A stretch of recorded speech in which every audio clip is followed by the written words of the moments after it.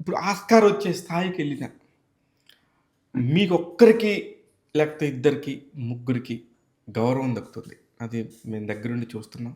మేము గూడా ఆ అక్షర దానికి నమస్సులు. కానీ మిగతా వాళ్ళందరికీ నిజంగా అక్షరాన్ని సృష్టించే బ్రహ్మలకి జరుగుతుందా బోస్ గారు? ఏ మాటకి ఆ మాట నిజంగా నిజాయితీగా మాట్లాడండి. వాళ్ళకి సరైన గౌరవం దక్కుతుందనుకుంటున్నారా? అంటే ఒకటి గౌరవం అనేది అది వ్యక్తిగతమైన విషయం. మన జీవన విధానం కావచ్చు, మన ప్రవర్తన కావచ్చు, మన ఆలోచన సరళి కావచ్చు, మన పద్ధతిని బట్టి గౌరవం ఇస్తారు ఎవరైనా కూడా. అది రచయితే కావచ్చు, మామూలు వ్యక్తి కావచ్చు, ఉద్యోగి కావచ్చు, ఇంకో వ్యాపారం ఎవరైనా కావచ్చు, వ్యాపారి కావచ్చు, ఇంకెవరైనా కూడా. గౌరవం అనేది మన సరళిని బట్టి, మన ప్రవర్తన సరళిని బట్టి ఉంటుంది. మన కవి అన్న చెప్పేసి గౌరవం ఇవ్వాలని ఏం లేదు. మనం ఎలా నడుచుకుంటున్నాం, మనం ఎలా మసలుతున్నాం అనే దాన్ని బట్టి గౌరవం ఉంటుంది. గౌరవప్రదంగా కాకపోతే కవులందరూ గౌరవప్రదంగానే ఉండేలాగానే ఉంటారు అందరూ కూడా. అక్షరాన్ని ఉపాసించే వాళ్ళు కాబట్టి వాళ్ళలో నిజాయితీ ఉంటుంది, ఒక నిక్కచ్చితనం ఉంటుంది, అలాంటివన్నీ మంచి లక్షణాలు ఉంటాయి కాబట్టి అందరూ గౌరవప్రదంగానే ఉంటారు, అందరూ ప్రేమిస్తారు, అందరూ అభిమానిస్తారు.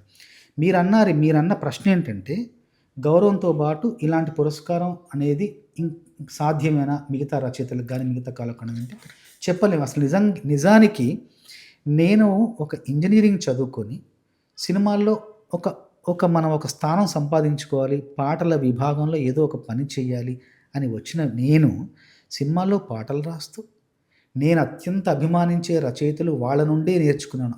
ఆచార్య ఆత్రేయ గారు, వేటూరి గారు, సిరివెన్నెల గారి నుంచి నేను పాట రాసే విధానాన్ని నేర్చుకొని, అలాంటిది వేటూరి గారు, సీతారామ శాస్త్రి గారు సరసన ఒకసారి పేరు చూసుకుంటే చాలు, ఇంకా జన్మ ధన్యంరా బాబు అనుకునే నేను వాళ్ళ సరసన పేరు చూసుకుంటూ ఒక్కసారి కాదు 30 ఏళ్ల పాటు, 20 ఏళ్ల పాటు, 25 ఏళ్ల పాటు వాళ్ళ సరసన పేరు చూసుకుంటూ నా ముందు తరం వాళ్ళతో ఉంటూ నా తర్వాత వచ్చిన తరం వాళ్ళతో కూడా కలిసి పనిచేస్తూ 30 ఏళ్ళు ఇలా సినిమా రంగంలో పనిచేసే ఇలా ఒక సౌభాగ్యానికి నోచుకుంటానని నేను ఎప్పుడు అనుకోలేదు. అది పెద్ద విషయం. దాని తర్వాత ఇలా ఒక RRR అనే సినిమాలో నాటు పాట రాస్తానని, ఆ పాట అంతర్జాతీయ ఖ్యాతిని గడిస్తుందని, అన్ని భాషల వారిని, అన్ని దేశాల వారిని ఉర్రూతలొగిస్తుందని, ఆ పాట ఆ స్థాయికి వెళ్ళి పాటల పోటీలో నిలబడుతుందని. పోటీలో ఉన్నది ఆషామాషి వ్యక్తులు కాదు. లేడీ గాగా ఉంది, రిహానా ఉంది, జోయన్ వారన్ ఉంది, సన్లక్స్ వాళ్ళు ఉన్నారు. వీళ్ళందరూ లబ్ధ ప్రతిష్ఠలే, ఎన్నో విజయాలు సాధించిన వాళ్ళందరూ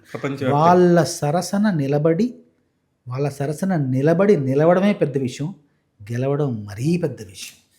అలాగా అంటే మామూలుగా ఆషామాషి వాళ్ళు కాదు, మామూలు వ్యక్తులు కాదు, వాళ్ళ లబ్ధ ప్రతిష్ఠలు వాళ్ళతో పోటీపడి నెగ్గడం అన్నది తెలుగు భాష, తెలుగు పాట, తెలుగు జాతి, తెలుగు నుడికారం, తెలుగు సంప్రదాయం, తెలుగు ఆచారం, తెలుగు నేపథ్యం నెగ్గడం అన్నది చాలా గొప్ప విషయం.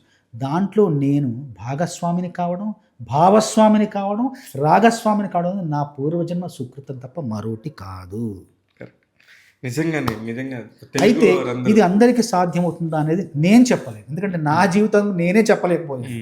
నేను ఇంతవరకు వస్తే చాలు, ఒకసారి పేరు చూసుకుంటే చాలు అనుకున్నామని ఇన్నేళ్ళు ప్రయాణం చేయడం, అలాగా ఈ పాట అంత దూరం వెళ్ళడం, దాంట్లో నేను భాగవస్తుని అవ్వడం, నాకు ఈ పురస్కారం అనేది నేను అసలు ఎప్పుడు ఊహించలే. స్వప్నంలో కూడా స్వప్నించని స్వప్నం. బా సూపర్. అయితే